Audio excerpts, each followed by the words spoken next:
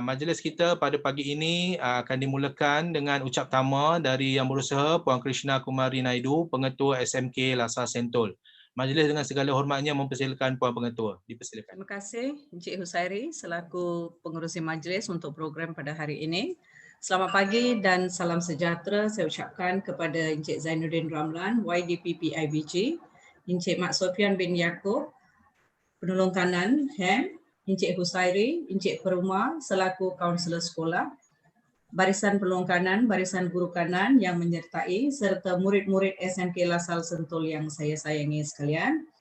Terlebih dahulu saya mengambil kesempatan ini mengucapkan terima kasih kepada unit bimbingan dan kaunseling kerana menganjurkan program julur kali secara yang melibatkan pelajar yang begitu ramai iaitu dari tingkatan 1 hingga tingkatan 5. Nama program ini ialah Program Wacana Ilmu Motivasi Murid Berpotensi.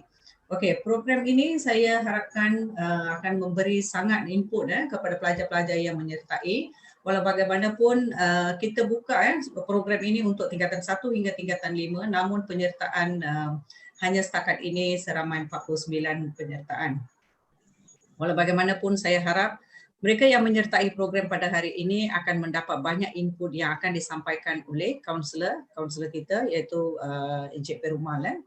Okey, selain daripada itu, tujuan program ini dianjurkan adalah untuk memberi pendedahan kepada murid-murid tentang fungsi otak supaya murid-murid boleh berfikir secara kritis dan kreatif. Di samping itu, program ini juga sangat berguna kepada murid-murid untuk menjawab soalan-soalan yang berunsur kebat dalam semua subjek. Baik, soalan ataupun unsur kebat ini adalah satu elemen yang sangat penting dalam semua subjek, terutamanya dalam subjek sejarah, subjek bahasa Melayu dan juga subjek-subjek lain.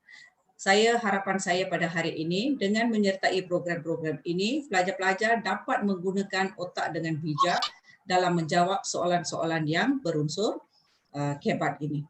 Okey, selain daripada ini, program ini juga bertujuan untuk memberi pendedahan kepada pelajar-pelajar bagaimana kita boleh berfikir secara bijak dalam mengatasi masalah-masalah yang dihadapi oleh pelajar-pelajar ataupun boleh dikatakan dalam perkataan ringkas iaitu murid-murid akan bijak mencari jalan penyelesaian untuk segala cabaran yang dihadapi oleh murid-murid dalam hidup mereka sama ada di sekolah ataupun dalam hidup mereka sendiri.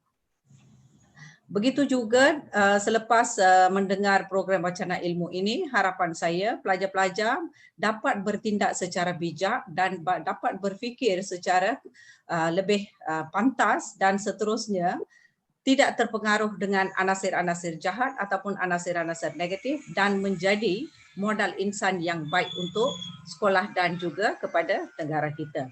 Okey, so tanpa saya melengahkan masa, saya mengakhiri ucapan ringkas saya iaitu saya mengambil kesempatan ini mengucapkan ribuan terima kasih kepada unit bimbingan dan kaunseling sekali lagi kerana menganjurkan program yang sangat bermanfaat kepada murid-murid dan harapan saya selepas program ini saya dapat melihatlah perubahan-perubahan dalam kalangan pelajar-pelajar apabila anda kembali ke sekolah pada 5 hari bulan April.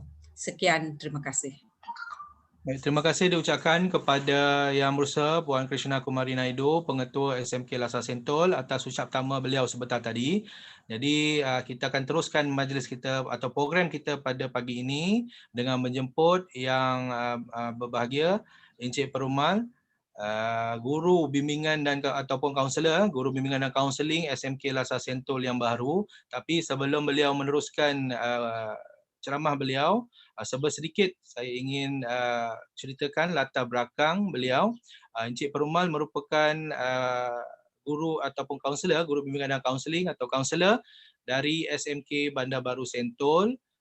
Sudah berkhidmat di SMK Bandar Baru Sentul selama 18 tahun dan kini kita amat bernasib baik ataupun amat beruntung kerana beliau telah berpindah ke SMK Lasa Sentul sebagai kaunselor di sesi petang, kaunselor sekolah dan saya akan membantu ataupun bersama-sama saya di unit bimbingan dan kaunseling untuk meneruskan agenda sekolah Jadi untuk pengetahuan semua juga, Encik Perumal sudah berkahwin, dikurniakan 4 orang cahaya mata dan satu kembar, ada satu pasangan kembar, dan pasangan kembar ini adalah merupakan doktor perubatan di hospital, salah seorangnya di Hospital Tengku Abdul Rahimah Kelang dan seorang lagi di Hospital Selayang.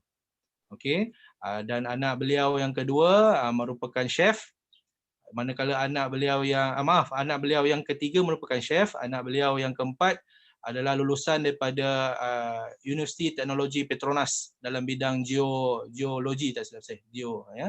Jadi tanpa melengahkan masa, saya dengan segala hormatnya menyemput Encik R. Perumal, Kaunselor SMK Lasa Sentul untuk meneruskan ceramah beliau, Wacana Ilmu Motivasi Murid Berpotensi SMK Lasa Sentul. Dengan segala hormatnya dipersilakan Encik Perumal. Ucapkan terima kasih kepada Encik Usairi selaku Ketua Kaunselor SMK Lasa Sentul yang berusaha, Puan Pengetua, Puan Krishna Kumari Naidu, Pengetua SMK Lasa Sentul, yang berusaha YDP SMK Lasa Sentul, Encik Zainuddin, saya rasa nama beliau, dan yang berusaha Penolong Kanan HAM, Encik Sofian, SMK Lasa Sentul, para ibu bapa sekiranya ada di sini, dan murid-murid, pelajar-pelajar SMK Lasa Sentul sekalian, saya ucapkan salam sejahtera dan selamat pagi. Terlebih dahulu saya ucapkan juga ribuan terima kasih kepada Puan Pengetua memberi peluang kepada saya untuk menjalankan program ini kepada semua pelajar SMK Lasa Sentul. Juga menjadi julung kali ataupun kali pertama saya dapat berjumpa dengan pelajar-pelajar SMK Lasa Sentul selepas sahaja saya jejak kaki di SMK Lasa Sentul mulai 1 hari bulan Mac bulan ini. Sebelum ni seperti mana Encik Usairi sebut, saya bertugas di SMK Bandar Baru Sentul selama 18 tahun. Dan pengalaman saya dan ilmu yang ada pada saya bolehlah dapat panjangkan dan menggunakan demi kepentingan pelajar-pelajar ataupun warga SMK Lasa Sentul sehinggalah saya tamat khidmat saya kemungkinan di SMK Lasa Sentul. So dengan tidak membuang masa, saya terus ingin share tajuk saya. Sebenarnya saya ingin menyampaikan kemahiran yang boleh pelajar mengamalkan, menggunakan dalam apabila mereka belajar dalam akademik mereka, pelajaran mereka dalam bila-bila masa pun. Yang penting di sini ialah kemahiran daya ingatan. So potensi otak mereka, dan saya hari ini ingin mula dengan potensi otak dan seterusnya kemungkinan besar ini program ini akan menjadi program siri. Bila pengetua memberikan keizinan, saya akan menjalankan dari masa ke semasa sebab ada banyak ilmu yang perlu sampaikan kepada semua pelajar yang boleh menggunakan dalam pembelajaran mereka supaya mereka boleh mendapat kejayaan pada masa-masa akan datang. So di sini saya mengizinkan saya tayangkan tajuk di sini iaitu program perkembangan potensi otak. Apa-apa sahaja dalam kita berfikir, dalam akal pemikiran, yang organ yang sangat penting di sini yang memainkan peranan yang sangat penting, sangat utama, bukan sahaja untuk berfikir dalam segala hal di sini. Yang menjadi raja pada manusia ialah otak. So kita perlu lihat sedikit apa itu struktur otak, apa itu peranan otak, apa itu fungsi otak di sini. Dan seterusnya kita akan menggunakan fungsi tersebut untuk mendapat tahu teknik-teknik yang boleh kita menggunakan yang disebut daya ingatan, bukan sahaja kepada pelajar, pada semua orang boleh menggunakan daya tersebut, teknik tersebut untuk mengingat dan apa yang perlu digunakan untuk kejayaan mereka. So di sini saya pada peringkat awal saya ingin memberikan sedikit maklumat berkaitan dengan potensi otak. Saya harap semua pelajar boleh dengar suara saya, boleh respon, boleh dengar dan boleh lihat apa yang Boleh saya dengar. Boleh. Okey. Boleh. Okey, terima kasih. Okey, kali pertama.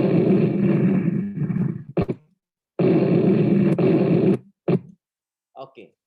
Kita akan berbincang pada hari ini berkaitan dengan struktur otak dan dalam struktur otak tu neurotransmitter dan apa yang pemakanan kita yang boleh bantu untuk daya ingatan dan apa itu teori rupa, apa itu gelombang otak.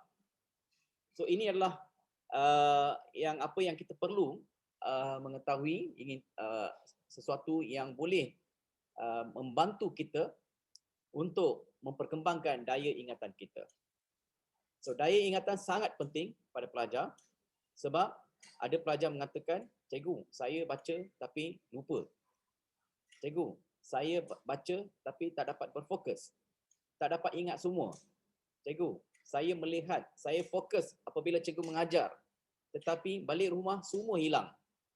Inilah apa yang saya dapat tahulah daripada pelajar apabila bukan saya, Cikgu Usairi, bila masuk bersemuka dengan pelajar di kelas, kami dapat tahu kelemahan-kelemahan tu. So kita sendiri perlu ingin mengetahui bahawa apa yang berlaku dalam diri kita. Sebab itu saya selalu mengatakan setiap orang pelajar perlulah membuat SWOT analisis pada diri mereka untuk diri mereka sendiri. Mungkin pelajar belum tahu lagi apa itu SWOT analisis. SWOT analisis bolehlah saya akan menjalankan SWOT analisis nanti pada masa akan datang. Tapi saya boleh sentuh sedikit apa itu SWOT analisis. Bukan berkaitan, walaupun ada sangat berkaitan dengan untuk mengetahui kekuatan, kelemahan dan peluang-peluang yang ada pada pelajar dan ancaman-ancaman yang pelajar, cabaran-cabaran yang pelajar menghadapi.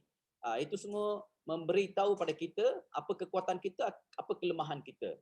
So SWOT analisis di sini kita kena tahu apa kelemahan kita, apa kekuatan kita. Masing-masing ada kelemahan, masing-masing ada kekuatan. Kekuatan akan membantu kita, kelemahan akan menyebabkan beberapa kegagalan pada kita. Itulah kelemahan yang ada dalam diri kita lah. Kelemahan tu boleh dibetulkan. So kita perlu juga tahu, kita tidak boleh berterusan dengan kelemahan-kelemahan yang ada pada kita. So kita perlu singkirkan, tolak dan kelemahan tersebut supaya kita boleh berjaya. Dan kita perlu tahu apa yang menghalang pada kita, apa yang menjadi halangan pada kita untuk berjaya.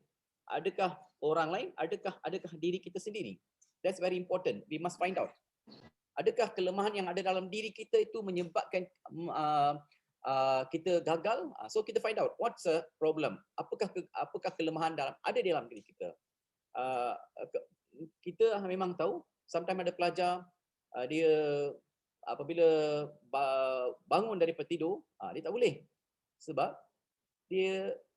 mungkin dia lambat tidur ataupun dia tak cukup tidur ataupun dia suka tidur ataupun dia malas. So di sini kita find out apa kelemahan kita. So kalau kelemahan tersebut kita betulkan, kita boleh langkah ke hadapan untuk berjaya. So that's very important. So untuk find out kita punya weakness, kekuatan kita, mungkin pelajar tu di sini boleh berfikir dengan kritis dan kritis. Masing-masing ada kekuatan dia. Kita tidak boleh tolak sesiapa saja pelajar yang ada di sini. Setiap orang pelajar, saya memang pasti boleh bagi tahu, setiap orang pelajar, tidak kira mana-mana sekolah, sama ada SMK Lasa Sentul, di mana-mana sahaja, setiap orang pelajar pasti mempunyai banyak kekuatan dalam diri mereka. Cuma mereka belum tahu lagi apa itu kekuatan strength yang ada dalam diri mereka, yang positif. Okey, sikap, okey, tata cara yang ada dalam diri mereka yang positif, yang boleh membantu mereka untuk menjayakan mereka dalam kehidupan mereka. So you must find out juga, kena cari juga kekuatan yang ada dalam diri kamu dan menonjolkan kekuatan tersebut. Menonjolkan tersebut. Kalau tak menonjolkan, orang tak tahu. Kalau kita tidak menunjukkan, contohnya, kita boleh ada pelajar yang boleh pandai melukis, ada pelajar yang boleh pandai menyanyi, ada pelajar yang boleh pandai bercakap. So everything, saya bagi tahu yang simple-simple saja. Ada yang banyak lagi yang kreatif. Sekiranya kita bagi sesuatu pada pelajar tu boleh membina sesuatu secara kreatif. Itu adalah kekuatan. So yang itu kalau pelajar tu senyap saja, tak tunjuk, tak bagi tahu, tutup, dan bila ada peluang tak melibatkan diri, itu menjadi kelemahan. Bila ada peluang, dia menggunakan peluang tersebut, itu akan menjadi kekuatan. So dia boleh dapat boleh menonjolkan sesiapa yang sama ada ibu apa ke ataupun cikgu-cikgu ke, dapat tahu pelajar tu memang berbakat. So cikgu-cikgu akan memberi peluang pada pelajar-pelajar tersebut. Cuma kena menggunakan peluang-peluang yang ada. Okey, kita tengok sekarang struktur otak, apa itu neurotransmitter, pemakanan yang perlu kita makan, dan apa itu teori lupa, dan apa itu gelombang-gelombang otak. Nah, itu semua kita akan dapat tahu hari ini. Dan seterusnya gaya ingatan. Gaya dan daya. Okay, gaya, style of memory. Style. Cara kita style, apa cara dia? Daya itu, dia adalah kekuatan otak tu boleh mengingat. Okey, seterusnya. Okey, kita tengok struktur dia. Ini ialah gambar yang anda lihat ialah struktur otak. Saya tak secara terperinci lah. Sebab kalau secara terperinci ini akan menjadi bidang sains. Pelajar bolehlah, pelajar-pelajar yang sains memang akan tahu, dan pelajar yang ingin tahu bolehlah cari. Kalau pelajar yang ingin tahu benda-benda macam ni, pelajar tolong cari dalam internet, dalam YouTube. Cuba find out bila ada masa selain daripada tumpukan perhatian kamu dalam akademik, tolong cari berkaitan dengan yang bidang sains tentang struktur badan kita dan juga angkasa lepas ke. Siapa yang ingin yang berminat sangat dengan astronom tu, bolehlah baru-baru ni kan US mendaratkan satelit mereka di Mars.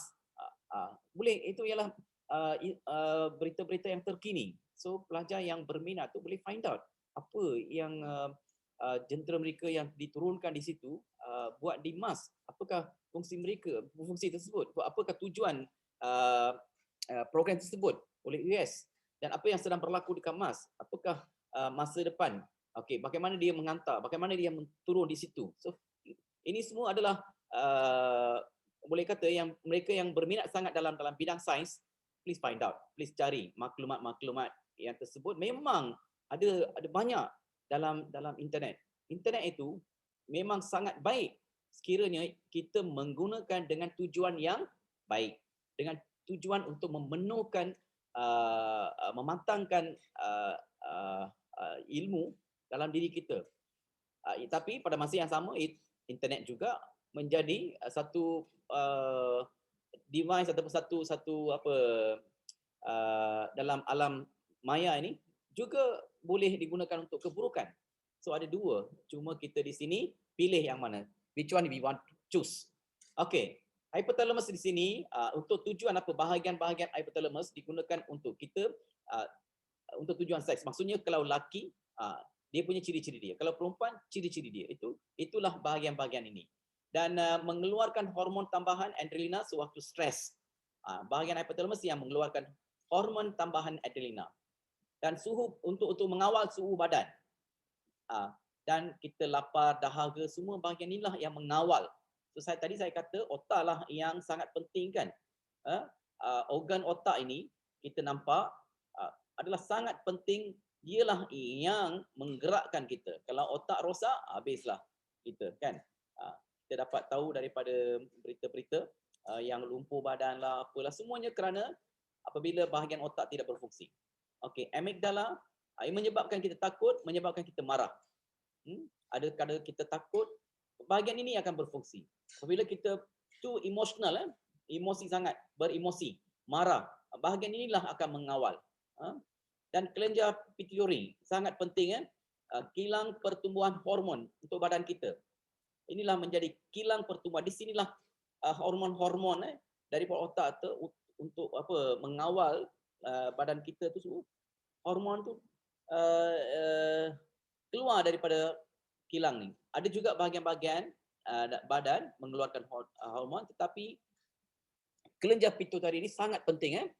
So saya tak secara terperinci, tujuan saya nak tunjuk yang ini, dan yang fokus saya ialah berkaitan dengan apa yang kita boleh buat dengan adanya kekuatan ini. Okey, hippocampus ialah ini yang sangat penting. Saya akan sentuh ini. Ingatan, ada ingatan pendek, ada ingatan panjang. So memory power, short term memory power. So this one is a long term memory power. Kita nampak orang-orang tua, orang-orang yang datuk nenek kita boleh cerita panjang lebar tentang masa muda mereka, apa yang mereka buat. It means mereka masih lagi mempunyai daya ingatan, boleh katalah daya ingatan long term yang panjang. Kadang-kala ada orang dia lupa apabila belajar sesuatu yang baru. Kita akan satu demi satu. Okey. So ada teori 3 susunan otak. Dipelopor oleh Paul MacLean, neocortex. Okey. Aktiviti intelek, seperti mana pengetua tadi dalam ucapan beliau sentuh berkaitan dengan aktiviti intelek, aktiviti berfikir. Sekarang dalam exam soalan-soalan semua adalah soalan-soalan orang kata kebat kan. Kebat bermaksud kita menjawab bukan berasaskan apa yang kita baca. Apa yang kita baca ialah kita rekod dalam otak kita, terus kita turunkan. Itulah direct kan, jawapan direct. Tetapi aktiviti intelek di sini bukan setakat itu saja, dia bergerak lebih, bergerak ke atas. Kita berfikir, tentang kesan-kesan, kita berfikir tentang punca-punca dan apa akan berlaku sekiranya sesuatu berlaku, apakah kesan dia. Itu yang aktiviti intelek. Maksudnya dia boleh berfikir lebih dalam untuk menjawab. Itu yang dia apabila soalan hebat ditanya, dia cuba kita jawab secara berfikir, dan jawapan tersebut perlulah munasabah yang boleh terima. Okey. Dan juga bahagian ini juga dikenali sebagai cerebral cortex. Sangat penting untuk daya pemikiran kita. Okey, sistem limbik, hypothalamus, saya dah inform tadi, dia berkaitan dengan seks dan tambah adrenalina bila stres, lapar dan dahaga. Hippocampus pun takut marah, saya dah bagi tahu. Reptilian, ini otak reptilian. Itu tindakan automatik dan serang, seterusnya lari. Okey, tindakan automatik maksudnya apabila berlaku sesuatu, anggota badan kita tanpa dikawal, dia secara automatik mengambil tindakan untuk menjaga keselamatan diri kita. Okey, mata, sebenarnya mata. Okey, klik mata tu. Okey, apabila ada sesuatu ke hadapan mata kita, kita tutup kan. Itu adalah tindakan automatik. Dan apabila sesuatu berlaku, ataupun contohnya anjing serang kita, kita tak akan duduk di situ. So secara automatik kita cuba lari, mengelakkan. So itu adalah tindakan automatik dijalankan oleh bahagian reptilian. Ini sebagai maklumat tambahan sahaja. Okey, ini sangat penting. Pelajar perlulah tahu, sangat penting. Tolong beri perhatian. Okey. Berat otak. Adakah pernah pelajar-pelajar pernah ukur berat otak mereka? Berat, apakah weightage dia? Tapi ahli sains dah ukur. Berat otak dia kata 1.2 kilogram, 1.2 kilogram berat otak. Okey, terbahagi seperti mana yang saya dah inform tadi, reptilian brain, mammalian brain dan neocortex.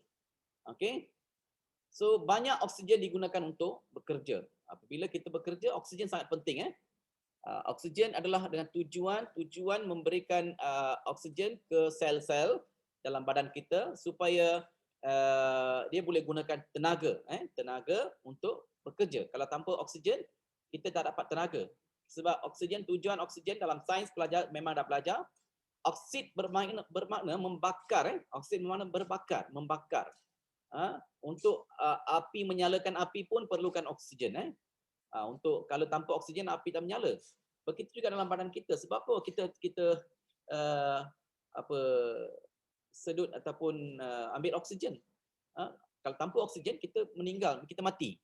Sebab apa? Oksigen itulah yang membakarkan makanan yang kita makan dan tukarkan apabila ada bersama dengan organ-organ dalam badan kita, ditukarkan kepada tenaga. So kalau tanpa oksigen, proses itu tak akan berlaku. So sel-sel tak dapat tenaga, sel-sel on the spot akan meninggal kalau tanpa oksigen. Okey, terdapat 100 bilion sel yang dipanggil dalam otak kita, 100 bilion sel dalam otak kita ni dipanggil neuron, sangat penting. Kalau neuron itu rosak, kita tidak boleh bergerak. Okey, persilangan di antara neuron dipanggil synapse. Sebab saya terpaksa sentuhlah sebab kita nak bincang tentang otak kan. Saya terpaksa sentuh sains sikit, struktur dia sedikit. Okey. Di antara neuron dipanggil yang persilangan. Persilangan neuron akan bersentuh, iaitu dipanggil synapse. Perhubungan antara neuron membantu. Inilah membantu kita untuk mengingat maklumat. So neuron ini, kalau neuron ini rosak, neuron rosak, kita punya daya ingatan akan semakin lama semakin hilang. Dia terbahagi kepada otak. Mungkin cikgu-cikgu anda telah pun mengajar dalam kelas kamu.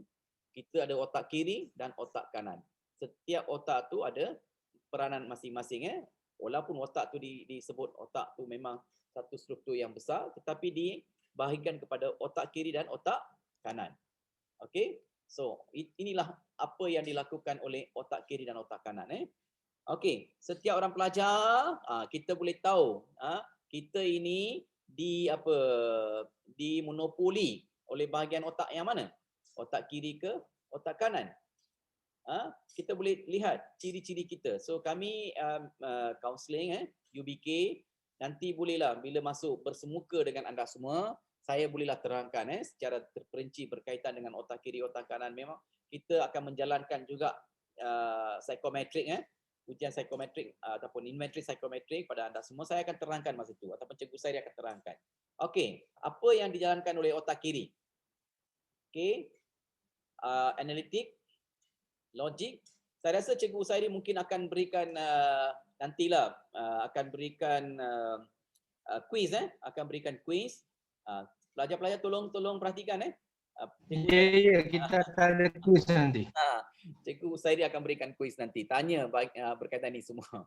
So ni kami akan berikan ganjaran pada pelajar akan berikan ganjaran. Pelajar-pelajar yang mengikuti program ini akan diberi sijil akan diberi sijil. Saya juga akan cadangkanlah mungkin pelajar-pelajar yang mengikuti program ini juga akan diberi poin pada dalam amalan baik okey dalam SSDM. Okey, otak kiri ni mereka yang selalu buat analisis. Okey, analisis maksudnya kalau dia terdapat sesuatu diagih-agihkan, klasifikasikan. Ini bahagian ini bahagian ini lain. Dia walaupun secara global dia melihat sesuatu tapi dia boleh pandai klasifikasikan, buat analisis. Dan orang-orang yang dikongkong oleh otak kiri ni, yang kuat otak kiri ni, dia berfikir secara logik. Dia tak akan terima apa-apa saja tanpa bukti.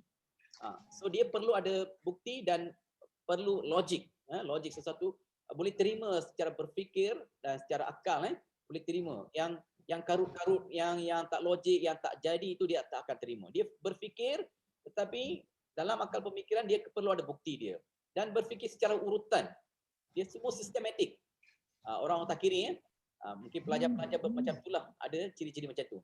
Dan dia berfikir secara rasional. Rasional maksudnya dia tengoklah keadaan tu. Kemungkinan dia tengok kesalahan. Ada budak yang berumur 5 tahun buat sesuatu. Budak yang berumur 17 tahun buat sesuatu. Dia akan bandingkan, ni 5 tahun memanglah kurang matang, dia tidak pandai berfikir. Yang 17 tahun tu memang pandai berfikir. So, benda yang sama, dia bila bandingkan, so dia rationalkan. Yang ni 5 tahun okey, kita maafkan. Tapi 17 tahun tu boleh berfikir. So, bila kita rationalkan sesuatu, kita fahamlah keadaan, situasi. Okey? Fakta. Apa-apa saja dia perlu ada fakta dia. Dia tidak akan sebut secara spontan saja. Dia memang ada dia punya maklumat-maklumat yang dikatakan di sini terperinci, details. So orang otak kiri memang bincang secara detail. Dia ada perancangan. Maksudnya sistem, ada planning. Setengah pelajar memang untuk awal tahun ini dia sudah dia buat planning untuk sepanjang tahun ini. Apa dia perlu buat minggu ni, apa dia perlu buat minggu depan, apa dia perlu buat pada bulan akan datang. Okey, dia susunkan topik-topik dalam setiap pelajaran dan tarikh mana dia nak habiskan topik tersebut. Selepas ambil topik tersebut, dia ambil nota dan dia buat soalan-soalan. Dia memang dia merancang. Dalam tempoh inilah, dalam tempoh hari ini ke satu hari dia merancang, dia buat dalam perancangan tersebut, dia kena tamatkan topik tersebut, dia akan bergerak ke topik baru. Okey? So dia memang dah tulis, dia tampak ataupun disimpan dalam buku, dia ikut saja prosedur tersebut. So pelajar ini semua bersistematik lah, hidup dalam hidupan yang bersistematik. Dan ada prosedur dia. Dari awal hinggalah habis. Dia ada dia punya cara melakukannya. So pelajar-pelajar ni memang kita nampak. Kita nampak pelajar ni. So yang ini sangat penting juga untuk dalam kejayaan ni. So ini adalah apa dijalankan oleh otak kiri. Ini bermaksud walaupun orang otak kanan, kita tengok otak kanan sini, apa ciri-ciri otak kanan? Otak kanan ni holistik. Holistik maksudnya global. Dia yang ini berfikir secara analitik kan, mengagih-agihkan. Otak kanan dia lihat secara global. Dia pandai lihat dalam spontan, dia tahu apa yang berlaku secara global dan serentak. Okey, dia boleh nampak secara serentak. Kreatif. Kalau otak kiri ni ada ciri-ciri yang baik begini, otak kanan pula ada ciri-ciri baik yang seperti ini. Orang ini pandai kalau berikan sesuatu pada dia untuk melukis ke apa, kita nampak secara kreatif, cantik. Sesuatu yang baru dia buat. And then orang otak kanan ni daya imajinatif sangat tinggi. Okey, orang otak kanan inilah yang boleh pandai menyanyi, boleh pandai melukis, yang menulis sajalah, puisi lah, syair lah, okey, cerita lah, cerpen lah, novel lah. Sebab daya imajinasi ni sangat tinggi.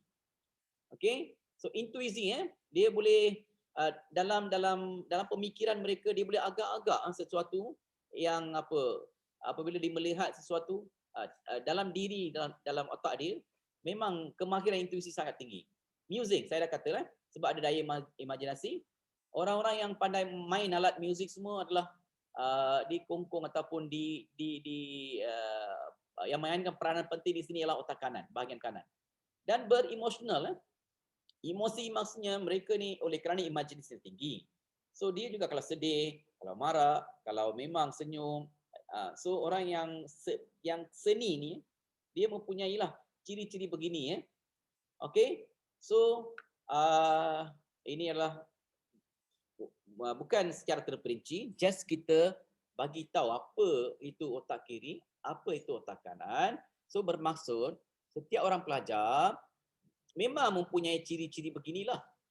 So sebab itu sometimes kita berikan latihan pelajar ni boleh seimbang otak kiri dengan otak kanan, aktiviti-aktiviti supaya mereka boleh menjalankan suatu aktiviti mengimbangkan otak kiri dan otak kanan. So bila saya bersemuka nanti, bila saya masuk masa-masa relief lah apalah, saya cuba bagi pada pelajar-pelajar aktiviti-aktiviti tersebut. Di sini alam maya memang susah nak jalankan. Pelajar bolehlah cuba bila saya bersemuka nanti saya akan bila buat secara bersiri program ni. Okay. Dan seterusnya ini yang tadi saya sebut neurotransmitter.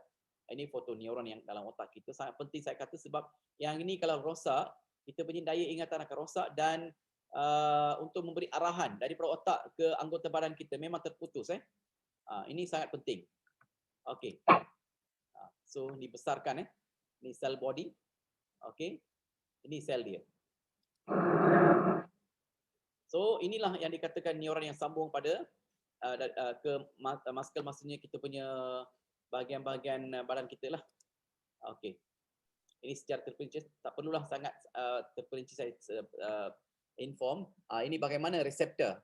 Dalam sains pelajar-pelajar akan dapat tahulah pelajar apabila satu mesej sampai daripada otak, daripada neuron ini ke bahagian-bahagian badan. Bagaimana reseptor dalam bahagian badan itu terima mesej terima. Ada yang mengantar, ada yang terima. Okey. Okey, sekarang kita lihat berkaitan dengan pemakanan untuk apabila bagaimana kita boleh menjaga kesihan kita dan daya ingatan kita untuk otak kita. Okey, pelajar makanan kita sangat penting pelajar. Kita punya food sangat penting. Kita perlu tahu apa yang patut kita makan. Bukan apa yang kita nampak semua kita makan. Apa yang nampak semua kita makan, itulah yang menyebabkan pelbagai kelemahan ataupun kekurangan kesihatan pada diri kita. Macam-macam penyakit pun akan menghampiri ataupun kita dapat. So kita kena jaga diri kita, berapa banyak yang boleh kita makan pada sewaktu, dan selepas tu apa yang kita boleh menjalankan untuk mengurangkan kalori ataupun menjaga kalori yang kita dapat. Setiap makanan tu memang ada kalori dia. So pelajar-pelajar kan tahu juga mengapa sometimes pelajar tu sangat apabila buka buku saja dia mengantuk. Mengantuk. Pelajar buka buku mengantuk. Kenapa? So maybe dia makan banyak ataupun dia langsung tak makan. Kekurangan makanan. Tengah pelajar tu kurus sangat. Jalan pun tak boleh. Bernafas. So mungkin dia tidak ada tenaga lah sebab tak cukup makanan. Tengah belajar tu dia memang asyik makan saja. Dari pagi sampailah malam. Apa yang dapat ditelan. So obesity. Okay, inilah menyebabkan ada setengah tu dia tak jaga kan. Bila tak jaga dia jadi macam itulah. Okey. 3 bahagian kimia neurotransmitter yang dipengaruhi bahan makanan. Okey, satunya dopamine, norepinephrine dan serotonin. Okey, dan dopamine dan norepinephrine daripada makanan protein ini kita kena belajar sikit lah. Daripada makanan protein seperti telur, daging dan ikan. Okey. Dan serotonin terdapat dalam makanan karbohidrat seperti nasi, gentang atau roti. So dalam makanan seimbang, you belajar dalam sains makanan seimbang apa tu? So perlu seimbang kita perlu juga ada protein, kita perlu juga ada karbohidrat. Okey, semakin banyak anda makan protein beserta karbohidrat, potensi otak akan meningkat. Okey, itu makanan dalam makan seimbang tu protein perlu. So kita bila ada karbohidrat dan protein, so ini menyebabkan potensi otak akan meningkat. Anda menjadi lebih bersedia, motivasi meningkat dan minda yang lebih mencabar. Sebab makanan, bila makanan tak seimbang, tak cukup, otak tak dapat tenaga lah, kan? So please take care your food. Jangan hanya makan manis saja. Memanglah pelajar, kalau budak-budak dalam kanak-kanak, pelajar semua tahu, bila dapat gula-gula, banyak yang makan gula-gula. So ada kesan-kesan dia.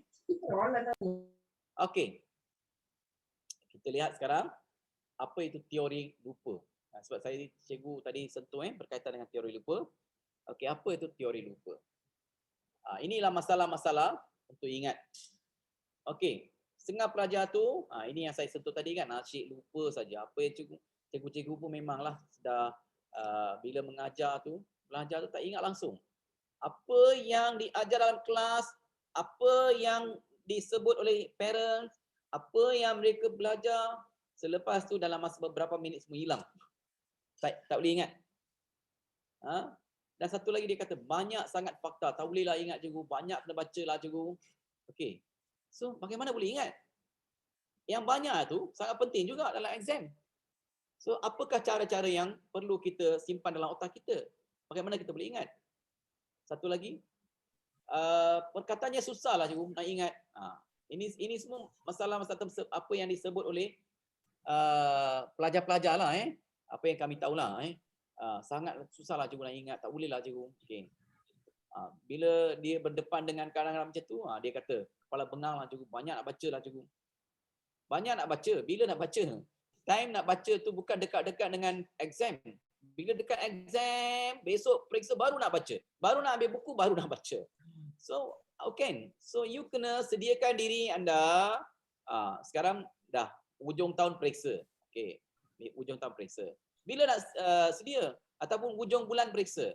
Hujung bulan periksa tu dia akan tanya apa yang diajar pada kamu, pada anda dalam bulan tersebut. So, awal-awal tu lah. Awal-awal tu. So, kalau you dah bersedia, tak perlu stres sangat. Sebab kita dah bersedia. Itu yang saya kata kena merancang. So, dah sedia awal-awal, tak perlulah bengang sangat. Sebab bila dekat-dekat memang stres. Dekat-dekat dengan periksa stres. Sebab banyak nak baca. So, kalau you dah bersedia awal-awal tu, semua dalam ingatan kamu yang you cuma dah ulang saja. Tengok balik saja. Just go through. Dan boleh ingat. Okey. Dan ada juga yang memang saya tak pandai lah cikgu. Ini ialah inferiority complex.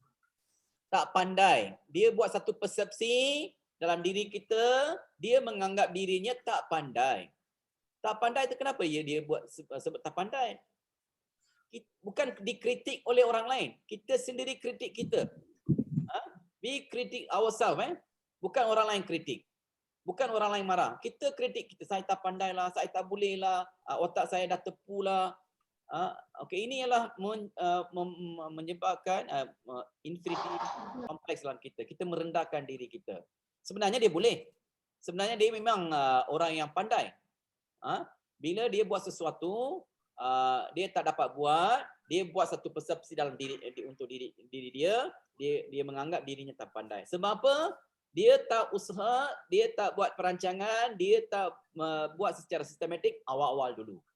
Dia bila buat sesuatu tu pada masa tu saja, okey, dia menganggap dirinya tak pandai. Okey, tak apa. Saya terima, saya tak pandai. Kalau tak pandai, nak jadi pandai. Itu yang selepas tu. Bukan kekal dalam yang sebutan-sebutan tak pandai saja. Kita lemah, kita tahu kita lemah. Kita lemah dalam sesuatu subjek. Dalam matematik kita lemah. Kita perlu find out bagaimana kita nak pandai. Sekurang-kurangnya. Cikgu bagi 10 soalan. Ada yang 10 soalan tu dah tak betul lah. So apa yang kita boleh buat selepas tu?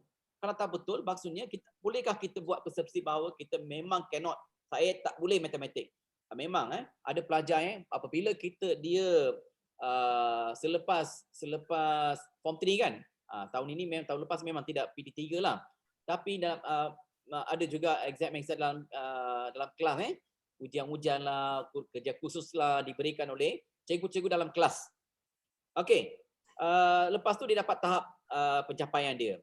Mungkin dapat 3, 4, 1, 2, 1, 2. Ada yang pandai 4, 5, 6. 6 memang susah dapat lah. Memang terlalu pandai. Adalah yang dapat 5, ada yang dapat 4. Okey. So kalaulah dia ni dalam kelas ujian-ujian tersebut, dia menganggap dia memang tak boleh buat, apa yang dia boleh buat? So dia kena buat, dia kena cuba sekali lagi. Kalau 10 soalan tersebut dia tak betul, dia cuba tanya dan dia cuba rujuk pada buku dan dia cuba tanya pada kawan-kawan, dia cuba tanya pada cikgu-cikgu, buat sekali lagi.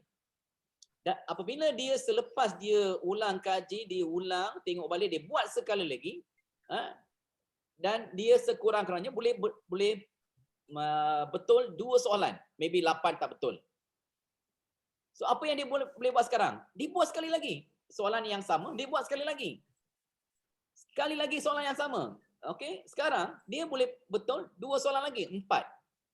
Akhirnya, dan dia sekali lagi nak dapatkan betul semua kan? Sekarang 4 dah betul, 6 lagi tak betul. Buat sekali lagi. Sampailah dia betul 10 soalan tersebut. Pada akhirnya, pelajar tersebut akan pandai, akan betul semua soalan. So ini yang kita panggil drilling method. Kita panggil latih tubi. Jangan buat satu persepsi hanya buat sekali saja soalan tersebut, saya tak pandai, saya tak boleh.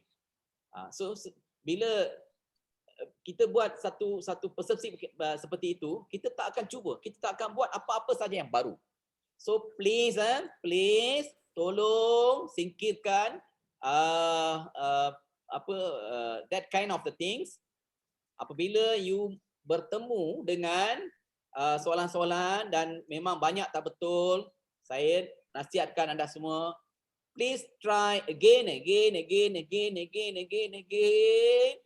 Jangan putus asa sampailah you dapat semua betul.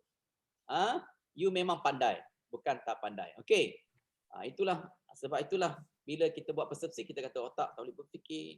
Sebab you menganggap diri kamu dah buat satu keputusan yang negatif. Okey.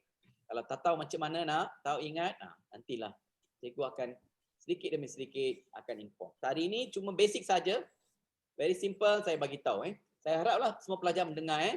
Okey.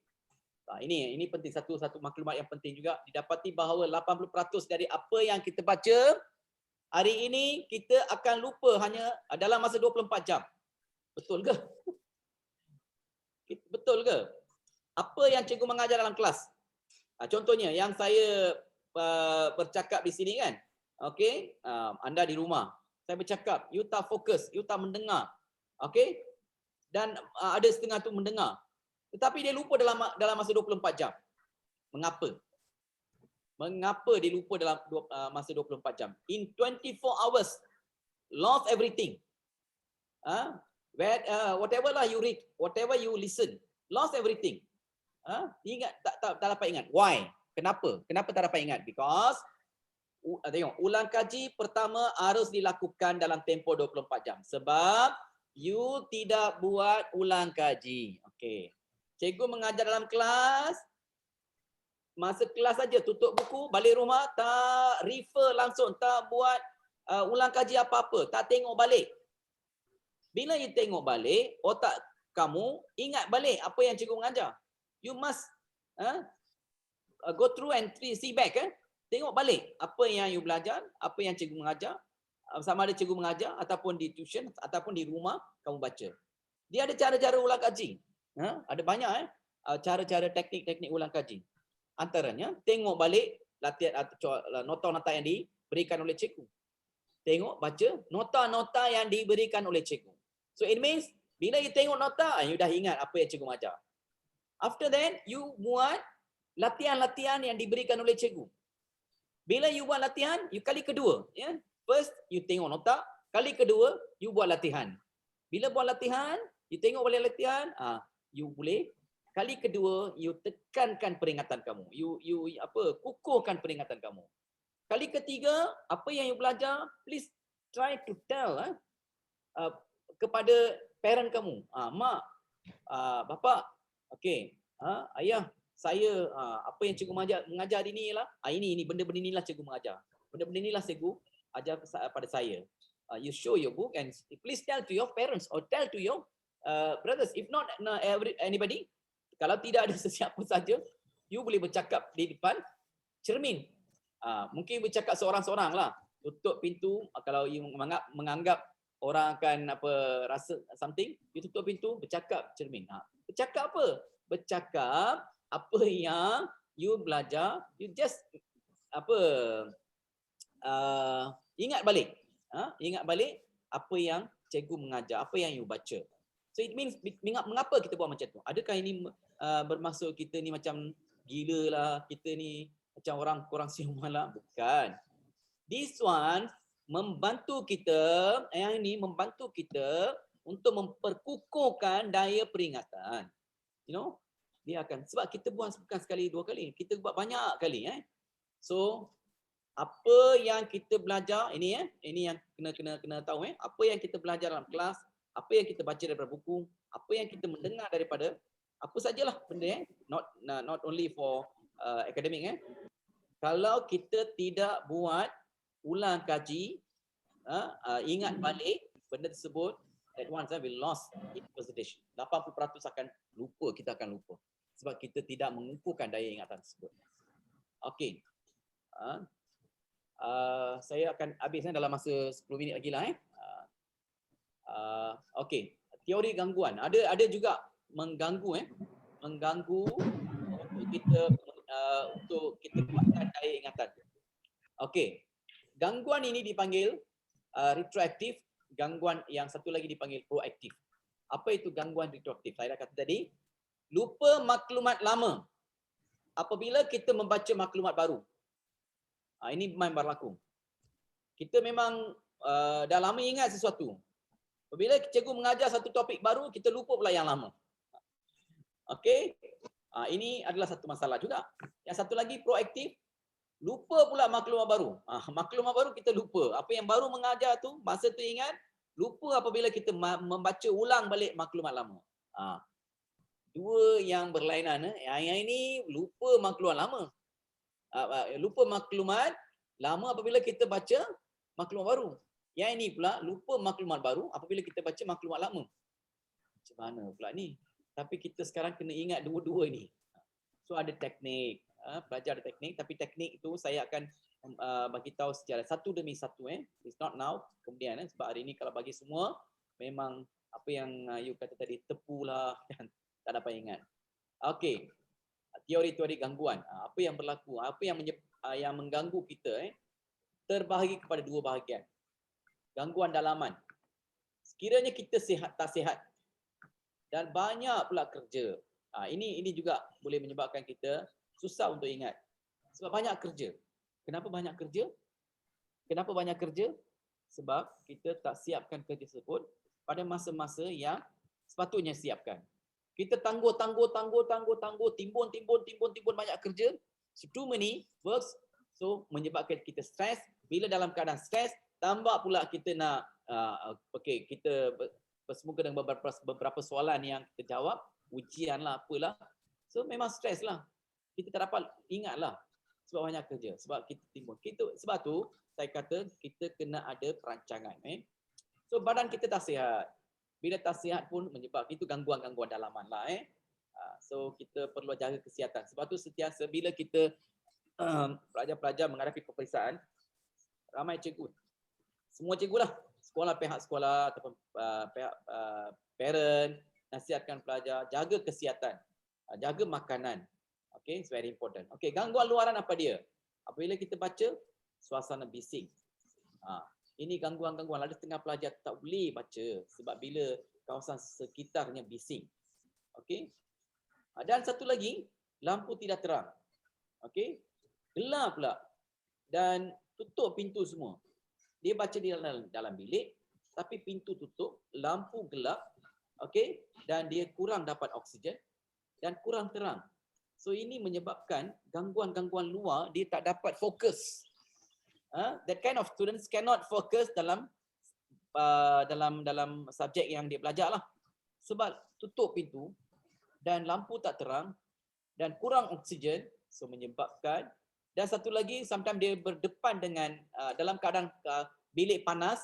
Dalam keadaan bilik panas sekarang, musim panas. Sekarang musim panas, saya faham. So bila musim panas tu memang kalau tambah pula bahagian kadang-kadang macam ni, lagi teruk. So dia berdepan dengan katil lah, tilam lah, rasa mengantuk.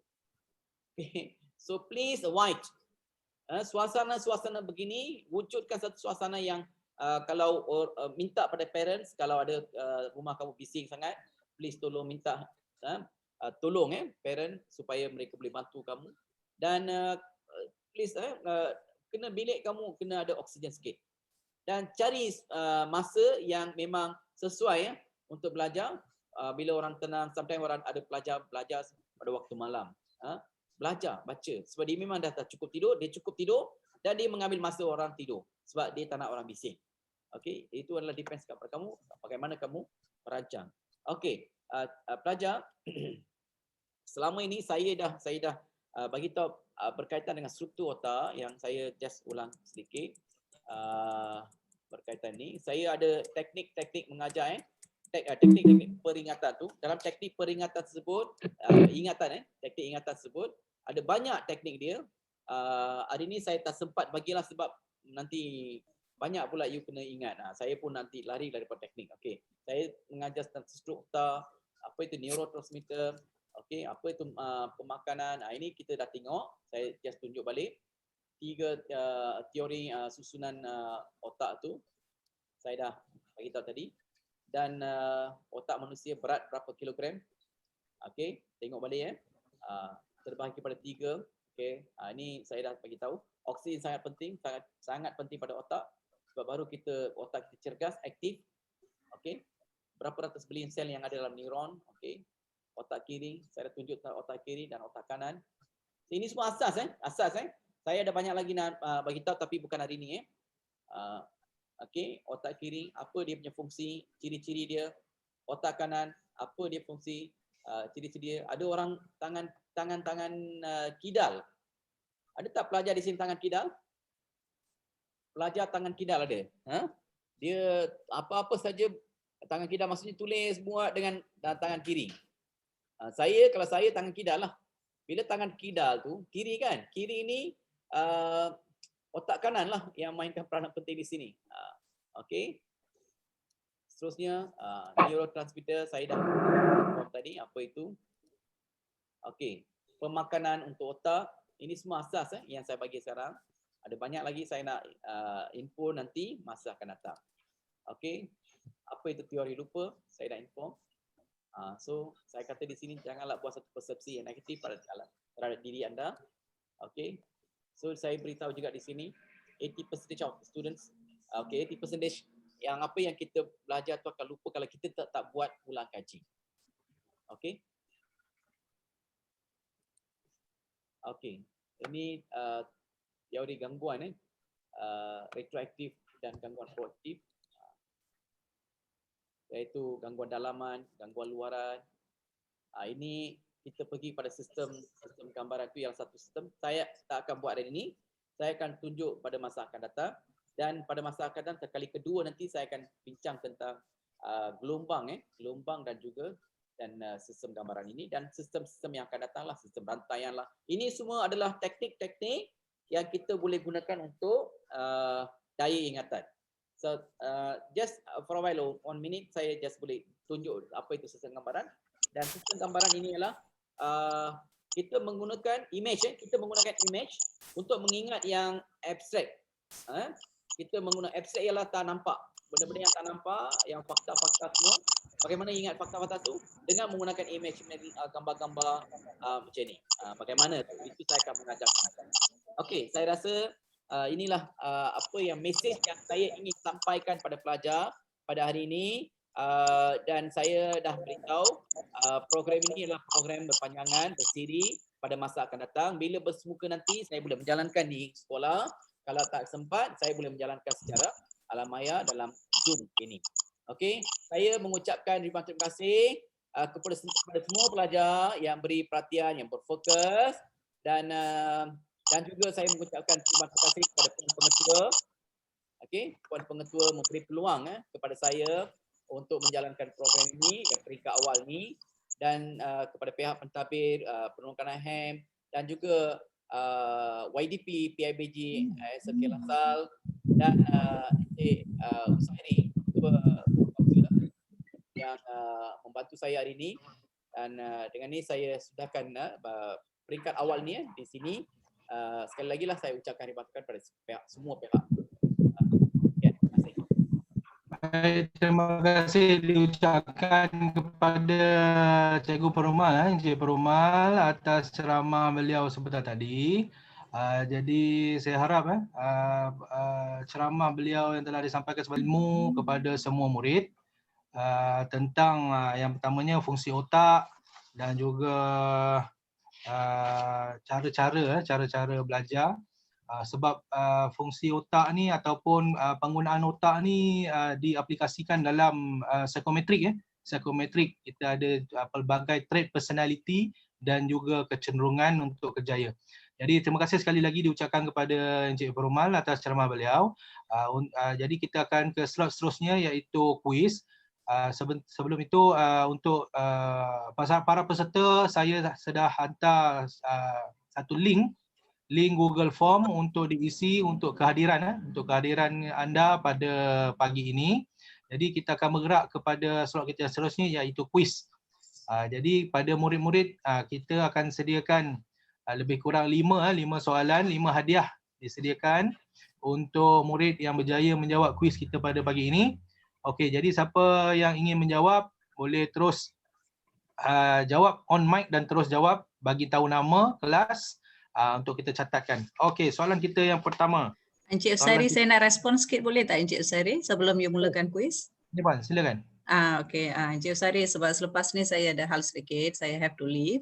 Sebelum itu saya ambil kesempatan ini ucapkan berbanyak-banyak terima kasih kepada Encik Perumal di atas perkongsian yang sangat baiklah untuk murid-murid SMK Lasal Sentul, dan walaupun kehadiran ataupun penyertaan tidak begitu ramai, kita akan teruskan lagi program ini. Itu yang dimaklumkan oleh unit bimbingan dan kaunseling, akan ada siri kedua.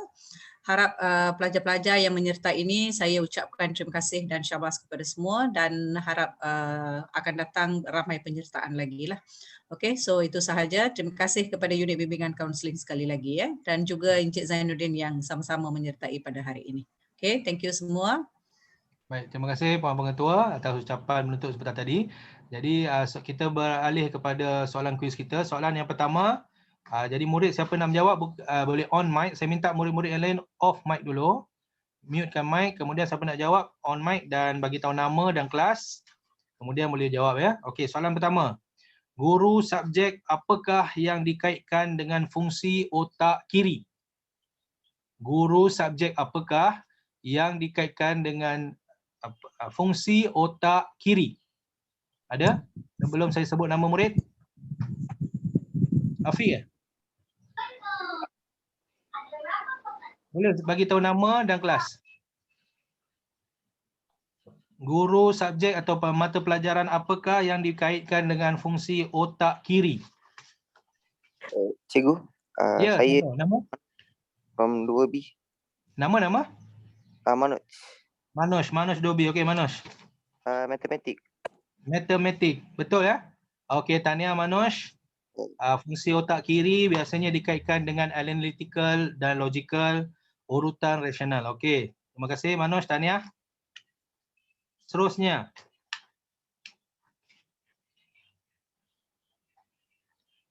Okey, soalan kedua. Contoh pekerjaan, sebab unit kaunseling tidak lari daripada dengan Okey, contoh pekerjaan orang yang menggunakan fungsi otak kanan. Contoh pekerjaan orang yang menggunakan fungsi otak kanan. Saya Okey, Divish nama. dari satu. Alif Okey, Iman dari 3 dinamik. Saya dengar Divish dulu. Divish dari satu. Divish kelas? Divish Satu kelas? Azam. Okey, Divish. Satu Azam. Okey, jawapan dia? Penyanyi. Penyanyi. Okey, bagus. Okey, betul jawapan anda. Tahniah diucapkan. Okey, fungsi otak kanan dia bersifat. Okey, boleh off dulu boleh off dulu. Kami boleh off dulu mic. Kami boleh off dulu mic. Okey, bagus. Divish, tahniah. Fungsi otak kanan lebih kepada artistik ya, artistik, penyanyi dan juga seni kesenian. Okey, imaginatif. Okey. Okey, soalan saya yang ketiga. Berapa peratus kita akan lupa dalam masa 24 jam daripada kita belajar? Berapa peratuskah kita akan lupa? Alif Iman 3 dinamik. Alif Iman 3 dinamik. Okey, Alif Iman. Jawapan dia? 80%. Bagus, tahniah 80%. Alif Iman ya. Nice. Okey, Alif Iman 3 dinamik sudah jawab dulu. Okey. Dapat sambutan dapat sambutan kita punya kuis Cikgu Perumal. Okey. Seterusnya. Soalan kelima. Berapa kilokah otak kita? Berat otak berapa kilo? Saya cikgu. Saya cikgu. Babilan 2 cekal. Babilan 2 cekal. Babilan 2 cekal. Okey, jawapan dia? 1.2 kilogram. Okey, betul. Bagus. Babylon 2 cekal ya. Ya. Okey, betul jawapan dia 1.2 kilogram. Okey, dan soalan terakhir, soalan bonus. Soalan terakhir, soalan ke-6. Berapa tahunkah penceramah kita berkhidmat di sekolah lama beliau? Berapa tahunkah pengalaman penceramah kita berkhidmat di Faris sekolah lama? Najwan, satu cekal. Nama siapa? Faris Najwan, satu cekal. Satu cekal. 18. Satu cekal. 18 tahun, 18 tahun. Satu cekal tadi siapa nama? Satu cekal. Muhammad Faris Iskandar. Najwan. 2D. Bukan. Satu cekal tadi. Saya dah dengar satu cekal dulu. Faris Najwan, Faris Najwan. Satu cekal. 18 tahun. Berkhidmat Faris selama Najwan. 18 tahun. Faris Najwan tadi satu cekal. Ya, cikgu. Okey, bagus. Okey, 18 tahun. Tahniah diucapkan. Jadi kita hanya sediakan 6 hadiah, tapi tak apa, yang murid lain kamu boleh sertai pada sesi seterusnya lah. Kita akan buat siri yang seterusnya. Jadi join. Sila hadir dan sila sertai ceramah, motivasi dan juga program anjuran unit bimbingan dan kaunseling. Tapi yang lain pastikan kamu daftar kehadiran. Saya dah hantar link di chat box. Daftar kehadiran dalam bentuk Google Form kerana kita akan bagi sijil kepada semua peserta, murid sijil kepada murid semua peserta hari ini, dan hadiah kita akan bagi terhad kepada 6 orang, tapi siri yang lain kita akan sediakan jugalah hadiah dan sijil. Okey, itu saja saya rasa untuk pagi ini. Terima kasih sekali lagi saya ucapkan kepada penceramah kita Encik Perumal dan juga yang berusaha Encik Tuan YDP PIBG Encik Zainuddin, AJK PIBG atau para ibu bapa yang hadir pada program kita pada pagi ini, serta guru-guru yang terlibat. Saya nampak tadi ada juga kehadiran guru kanan mata pelajaran Puan Haja Noliza, dan juga kepada semua ini chat daripada Puan Krishna. Terima kasih dan tahniah kepada murid yang menyertai sesi dan menjawab soalan kuis. Terima kasih sekali lagi kepada Puan Pengetua dan kepada semua yang hadir. Jadi kita akhiri majlis kita pada pagi ini. Bagi yang beragama Islam kita tutup dengan tasbih kafarah dan suratul as, dan terima kasih diucapkan sekali lagi kepada semua yang hadir pada pagi ini. Sekian, Assalamualaikum warahmatullahi taala wabarakatuh.